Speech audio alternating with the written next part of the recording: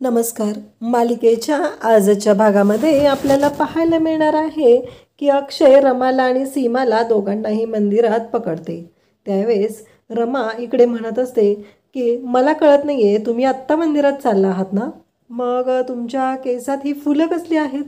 तुम्ही तर मंदिरात गेला नव्हता ना? तेव्हा अक्षय म्हणतो, हो आत्ताच चाललो आहे मी. तेव्हा सीमाला म्हणत असते की तुम्ही खोटं बोलते आई माझ्याशी, असं ती बोलत असते. तेव्हा अक्षय म्हणतो की आम्ही मंदिरातच चाललो आहे ना, तरी पण तुला काय डाऊट आहे का? आणि तुला का सांगायचं आम्ही? तेव्हा रमा म्हणते असं आहे का, ठीक आहे मग. त्यानंतर रमा म्हणते की मी जाते, तुम्ही जा मग घ्या दर्शन, आत्ता चालाय ना तुम्ही. तेव्हा अक्षय म्हणतो तू कुठे चालली आहेस आता? तेव्हा रमा म्हणते असं पण मला आईकडे जायचं आहे ना, मी आईकडे चालले आहे. तेव्हा अक्षय म्हणतो मग मी सोडतो तुला, चल आईचं दर्शन होईल तोपर्यंत. तेव्हा रमा म्हणते पण त्याची काही गरज नाही आहे, मी जाईल. कशाला उगीच तुम्हाला त्रास? आता तुम्ही आलेला आहात ना मंदिरात, मग दर्शन तर घ्यायलाच पाहिजे ना तुम्हाला. तेव्हा रमा म्हणतो की कसं आहे, आईला इथपर्यंत आणलं, आई दर्शन घेणार आहे, त्यामुळं मला काही प्रॉब्लेम नाही आहे, मी पोचेल तोपर्यंत. आणि आईला दर्शन मिळालं, मी इथून देवाला हात जोडले की झालं. रमा म्हणते की नाही नको. तर अक्षय पुन्हा म्हणतो काय आहे ही मावशी अशी का वागत असते आपली कामवाली? म्हणजे तिच्याशी आपण कितीही व्यवस्थित वागलो, तिच्याशी कितीही व्यवस्थित बोललो, तरी तिची नाटकं काय थांबत नसतात. तेव्हा सीमा म्हणते की अरे अक्षय, अरे ती आता सोडा म्हणते. तेव्हा अक्षय म्हणतो सोडायचं वे, मग सोडून देवे यांना. तेव्हा अक्षयला सीमा सांगू लागते की सोडा म्हणजे घरी सोडा म्हणते, तू सोडणार आहेस ना तिला? तेव्हा रमाला अक्षय म्हणतो ठीक आहे ना, सोडायचं आहे ना आता, ठीक आहे येतो सोडायला, असं म्हणत अक्षय तिच्याशी बोलत असतो. तेव्हा मात्र रमा म्हणते की चला मग आता. आता अक्षय आणि रमा दोघंही घरी चाललेले आहेत. अक्षय रमाला सोडायला तिच्या घरी जाणार असतो. हे सगळं घडत असतं. अक्षयला खूप छान वाटत असतं, पण अक्षयला काहीही करून रमाला ही गोष्ट काही कळू द्यायची नसती की त्याला सगळ्या गोष्टी आठवत आहेत, त्याला सगळ्या गोष्टी आठवत आहेत, त्याचबरोबर त्याची मेमरी परत येते, ही गोष्ट मात्र अक्षयला रमापर्यंत पोहोचू द्यायची नसते. मग अक्षय रमाशी वाद घालत असतो, तिच्याशी उद्धटपणे वागत असतो. जो 2 वर्षापूर्वीचा अक्षय होता, सेम त्या पद्धतीने अक्षय आताही वागत असतो. त्याला असं वाटत असतं की काहीही झालं तरी आता जे काय आहे ना, हे रमाला दाखवून द्यायचं आहे. रमाने स्वतः हे सगळं मान्य केलं पाहिजे. रमाने स्वतः सांगितलं पाहिजे की मी तिचा नवरा आहे. पण रमा सांगत नाही आहे ना, मग ठीक आहे, मग मी पण नाही सांगणार, असं अक्षयचं म्हणणं आहे. तिने स्वतःच्या तोंडाने कबूल केलं पाहिजे, म्हणून तो तिच्यासाठी झटत असतो. शेवटी आता अक्षय रमाला सोडायला जातो आणि इकडे सीमाला खूप आनंद होतो. सीमाला खूप छान वाटत असतं. सीमाला असं वाटत असतं की फायनली अक्षय आणि रमा दोघं एकत्र येत आहेत, या गोष्टीचा खूप आनंद झालेला असतो. त्यानंतर आपल्याला पाहायला मिळतं की रमाला अक्षय सांगतो की त्या दिशेने जाऊया. मग आता रमा पुढे निघालेली आहे आणि तेवढ्यात इकडे आपल्याला पाहायला मिळतं की पंकज काका इकडे गंडवत असतो ह्या शशिकांतला. शशिकांतची तर पूर्ण वाटच लावायला घेतलेली असते पंकज काकाने. आणि पंकज काकाच्या जवळ शशिकांत येत असतो. तुझा नंबर दे मला, तू मला सांगतच नाही आहे नक्की काय झालं आहे ते, तू असं का वागतेस, हे सगळं पंकज काका बोलत असतो. आणि मग पंकज काकाला शशिकांत बोलत असतो. तर पंकज काका म्हणत असतो की हो मी माझा नंबर नाही देत, मला तुमचा नंबर द्या, पण तुमच्या बायकोने वगैरे बघितलं तर मी मेसेज केलेला. तेव्हा शशिकांत म्हणतो काय हिंमत आहे तिची माझ्या मोबाईलला हात लावायची? नाही नाही, तू बिंदास्त फोन कर, मेसेज कर, माझी बायको कधीच माझा मोबाईल बघत नाही. म्हणजे शशिकांतला ह्या सगळ्या गोष्टी करण्यात खूपच इंटरेस्ट आहे. ही गोष्ट अक्षयला चांगलीच माहिती आहे आणि पंकज काकाच्या मदतीने अक्षयने शशिकांतची तर वाटच लावलेली आहे. पंकज काकाच्या प्रेमात पडलेला आहे शशिकांत, कारण पंकज काका सविता म्हणून ती भेटायला येत आहे. आणि या सगळ्या गोष्टीमध्ये अक्षयने पंकज काकाच्या मदतीने शशिकांतचा बँडच वाजवलेला असतो. इकडे अक्षय आणि रमा गाडीत बसलेले असतात, दोघंही निघत असतात. रमा अक्षयकडे पाहत असते. अक्षय कधी कधी एवढं चांगलं वागत आहे, या गोष्टीचं रमाला खरं तर नवलच वाटत असतं. आणि रमाला वाटत असतं की हे सगळं काय आहे, हे सगळं कशामुळं होतंय, हा प्रश्न रमाला पडलेला असतो. आणि रमा म्हणत असते की काही झालं तरी आज ना हे माझ्याबरोबर मंदिरात आले होते, माझ्याबरोबर यांनी नवसही फेडलेलं आहे, एवढं सगळं घडलेलं आहे. हे पाहून इकडे रमाला धक्का बसलेला असतो, कारण गुरुजी तिला म्हणालेले असतात की मंदिरात गुरुजी तिला बोललेले असतात की मला वाटलेलं की ते तुमचे यजमान आहेत आणि त्यांनी नमस्कार केला देवाला, त्याचबरोबर तुमच्यासोबत नवसही फेडला, हे सगळं गुरुजींनी सांगितलेलं रमाला आठवत असतं. त्याचबरोबर अक्षयसोबत घालवलेले क्षण, त्याचबरोबर मंदिरात रमाला दिसलेली सीमा, त्याचबरोबर अक्षय, हे सगळे प्रसंग तिच्या डोळ्यासमोरून जात असतात.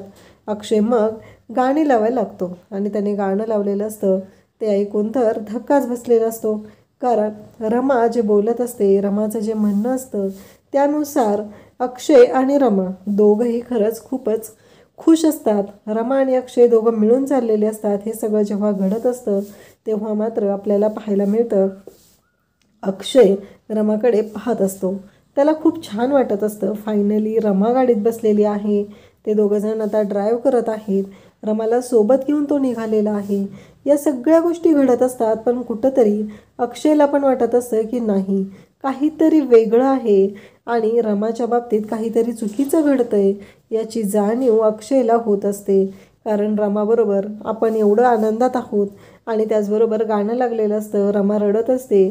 तिला अक्षयसोबत घालवलेले प्रसंग आठवत असतात. अक्षय तिच्या मांडीवर झोपलेला असतो. तिला म्हणालेला असतो की रमा, माझी साथ कधीच सोडू नको.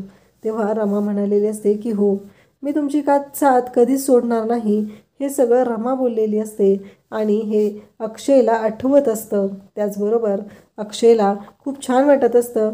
फायनली माझ्या 2 वेण्या माझ्यासोबत आहे या गोष्टीचीही कुठंतरी त्याला पण जाणीव होत असते. त्यानंतर आपल्याला पाहायला मिळतं की अक्षयला आणि रमाला त्यांचं लग्न, त्यांच्या लग्नातले प्रसंग, या सगळ्या गोष्टी आठवू लागलेल्या असतात आणि या सगळ्या गोष्टींमुळं त्यांना छानही वाटत असतं. त्याचबरोबर अक्षय आणि रमा दोघंही त्या आठवणींमध्ये असतात.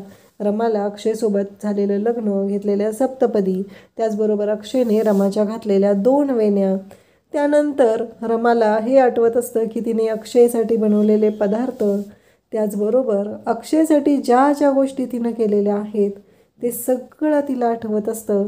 अक्षय आणि रमा दोघंजण 2 व्हीलरवरती सिंहगडला म्हणजे लोणावळ्याला निघालेले असतात. जेव्हा अक्षयला घरी सोडलेलं, रमाला एकटीला घरी कोंडलेलं असतं जान्हवीने, हे सगळे प्रसंग डोळ्यासमोरून जात असतात. तेव्हा मात्र इकडे रमाला खूप छान वाटत असतं. त्यानंतर दोघंजण त्या चाळीतल्या घरी राहायला गेलेले असतात. मग आता व्हॅलेंटाईन डे साजरा कसा करायचा, दोघांकडेही पैसे नसतात. खूप मोठ्या कष्टातून ते पुढे येत असतात आणि त्याचवेळी तिथे एक गारेगारवाला आलेला असतो. त्याच्याकडनं हार्ट शेपमध्ये गारेगार बनवून घेत अक्षयरमाने ते गारेगार एकत्र खाल्लेलं असतं आणि हा दिवस त्यांनी एन्जॉय केलेला असतो आणि एकमेकांच्या प्रेमाची कबुली एकमेकांच्या जवळ दिलेली असते. अक्षयरमाच्या आयुष्यातले हे आनंदाचे क्षण असतात आणि हे सगळं आठवत असतं. रमाच्या डोळ्यातून पाण्याच्या धारा लागलेल्या असतात. मग अक्षय स्वतःहून पाण्याची बॉटल तिला देतो. रमा पाणी पिते आणि तिच्या डोळ्यातून पाणी वाहतच असतं. अक्षय तिच्याकडे पाहत असतो. मग रमाच्याही लक्षात येतं की अक्षयलाही पाणी दिलं पाहिजे. मग ती बॉटल अक्षयला देते. त्यानंतर अक्षयच्या हातातून बॉटल घेऊन त्या बॉटलचं झाकण स्वतःहून लावते. अक्षयला खूप छान वाटत असतं. रमाही अक्षयकडे पाहत असते आणि दोघं एकमेकांकडे नजर चोरून पाहत असतात. रमाच्या डोळ्यातून पाण्याच्या धारा लागलेल्या असतात. तिला खूप वाईट वाटत असतं की आज अक्षय दुसरं लग्न करतोय. आपण जिवंत आहोत तरीही अक्षयला आठवत नाही. ही गोष्ट तिला खूपच त्रास देत असते. तिला वाईट वाटत असतं की अक्षयच्या बाबतीत असं का झालेलं आहे, त्याला का मेमरी येत नाही आहे त्याची परत. ह्या गोष्टीचा तिला त्रास होत असतो. तिला वाईट वाटत असतं. ती म्हणत असते की पण आज मी यांच्यासाठी, अर्थासाठी त्या घरामध्ये नोकर बनून राहत आहे. आणि तेवढ्यात गाडी थांबते आणि अक्षय रमाला म्हणतो की बघ. रमा म्हणते काय झालं. तेव्हा अक्षय म्हणतो आलं ना तुझ्या आईचं घर, तुझ्या आईच्या घरी जायचं आहे ना.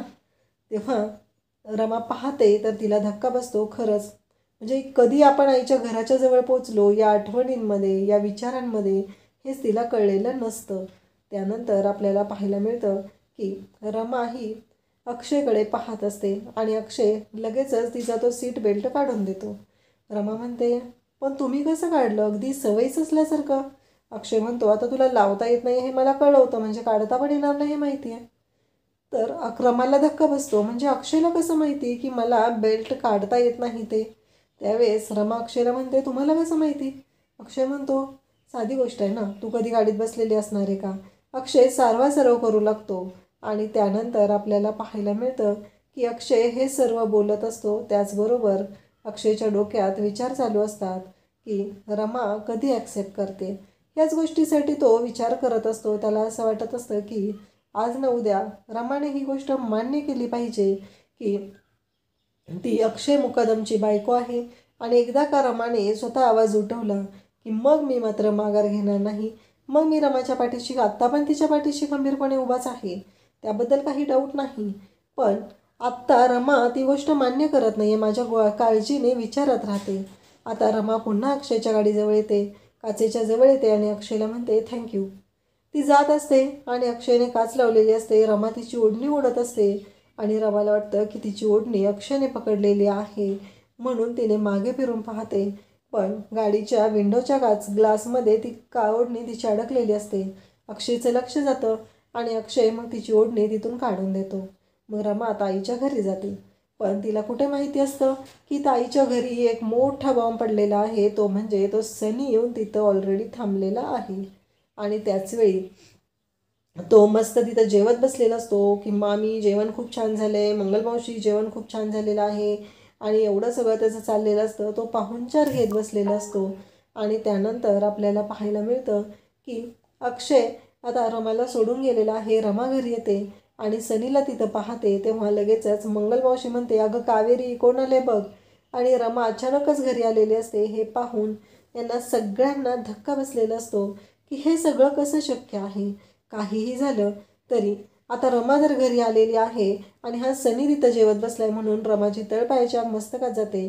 त्यावेळेस सनी म्हणतो की कसं आहे, माझ्या होणाऱ्या बायकोच्या घरी जेवायला आलोय ना मी, कसं आहे बघितलं ना, बायकोच्या आधी नवरा पोचलेला आहे असं तो म्हणत असतो. त्यानंतर आपल्याला पाहायला मिळतं की रमा मात्र चिडलेली असते. रमाला ही गोष्ट अजिबात पटत नसते आणि रमा म्हणत असते की आई तुला कळत नाही आहे का. तेव्हाच रमाची आई कावेरी म्हणू लागते की अगं आम्ही काय चुकीचं करतोय सांग बरं. तुझा संसार व्हावा, तुझा संसार फुलावा, तुला असं एकटं आयुष्य काढायला नसन लागू नये म्हणून आम्ही हे सगळं करत आहे ना. आणि असं पण आता अक्षय रवासनी काहीच आठवत नाही आहे. त्यामुळं आपल्याला विचार तर करावाच लागणार आहे. किती दिवस तू त्यांच्यासाठी अशी थांबणार आहे. हे सगळं बोललं जात असतं. तेव्हा मात्र इकडे कावेरी म्हणत असते, रमा म्हणत असते आई बास, तुम्हाला सगळ्यांना तर माहिती आहे ना काय आहे ते, मग तरीही तुम्ही सगळे पण का तसे वागताय. हे सगळं कावेरीला रमा ऐकवत असते. आणि इकडे अक्षय आणि सीमा दोघंही अर्थाच्या रूममध्ये पोचलेले असतात. अर्थाच्या रूममध्ये येतात आणि पाहतात तर त्यांना धक्का बसतो, कारण पाळण्यात अर्थ नसते. त्यावेळेस इकडे सीमा म्हणत असते अर्था. तेव्हा अक्षय म्हणतो जान्हवी वहिनी होते, आनंददादा होते, त्यांच्याकडे असेल ना अर्था पण आपली. नाही बघूया आपण कुठे आहे ते कळेलच आपल्याला लवकरच, असं तो सांगत असतो. आणि मग अभ्या होता, हे सगळेजण होते, ते बोलत असतो. तेवढ्यातच सीमाचं लक्ष जातं आणि लक्ष गेल्यानंतर सीमाच्या लक्षात येते ती गोष्ट म्हणजे की तिथे ठेवलेली चिठ्ठी. सीमा अक्षयला म्हणते की ते बघ काय आहे. आणि अक्षय मग ती चिठ्ठी पाहतो तर त्याच्यात लिहिलेलं असतं की मी, माझे बाबा रमाकांत आणि अर्था आम्ही तिघंजण या घराच्या बाहेर जात आहोत, कारण या घरामध्ये आम्हाला बाई पुसण्याची पण किंमत नाही. या घरामध्ये किंमत आहे ती म्हणजे फक्त शशिकांत मुकादम आणि अक्षय मुकादम. आणि खाली लिहिलेलं असतं लायकी नसणारा अभि. हे सगळं वाचल्यानंतर अक्षयला खूप वाईट वाटतं. अक्षय म्हणतो की आई हे काय झालं, आता काय करायचं. त्यावेळेस इकडे सीमा म्हणते की विचार नको करू, होईल सगळं व्यवस्थित, असं म्हणत सीमा ही अक्षयची समजूत घालत असते. तर इकडे अक्षय लगेचच फोन करतो आणि रमाला सांगतो की अर्था, अभिदादा आणि त्याचबरोबर रमाकांत काका हे बाहेर गेलेले आहेत, घर सोडून गेलेले आहेत. रमा म्हणते काय सांगताय तुम्ही. तेव्हा अक्षय सांगतो हो, जे खरं आहे ना तेच सांगत आहे.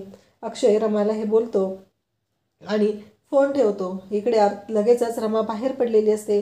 मग सगळ्यांच्या समोर तिथे सनी सांगतो की मी पाहतो ती नक्की कुठे गेलेली आहे, काय झालेलं आहे ते कळलं पाहिजे ना आपल्याला, असं सनीचं म्हणणं असतं. म्हणून सनी रमाच्या शोधात बाहेर येतो आणि रमा निघालेली असते. तेव्हा रमाचा हात पकडतो आणि तिला म्हणतो कुठेही जायचं नाही. आत्ता ती मुलीशी काय संबंध आहे तुझा, तिचा बाप ते सगळे त्यांच्या घरचे बघून घेतील ना.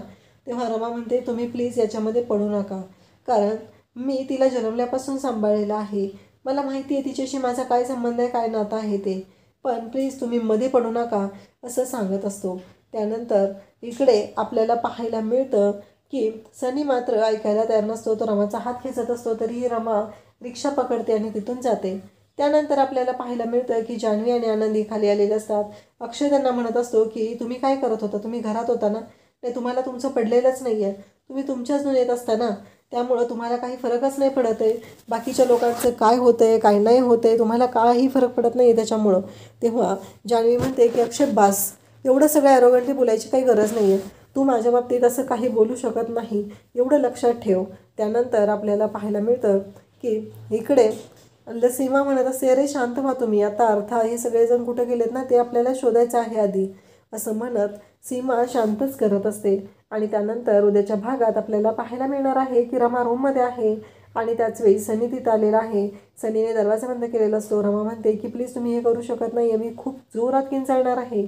तेव्हा सनी सांगत असतो की त्याचा काहीच उपयोग होणार नाही, कारण काहीही झालं तरी तुझ्या मदतीला कोणीच येणार नाही.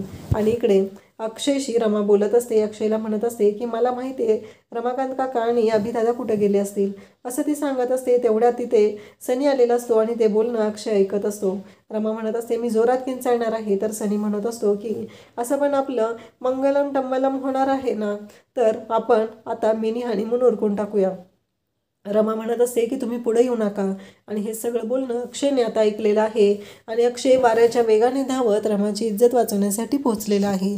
रमा हॉलमध्ये रडत आहे. अशाच अपडेटसाठी चॅनलला सबस्क्राईब करा. थँक्यू.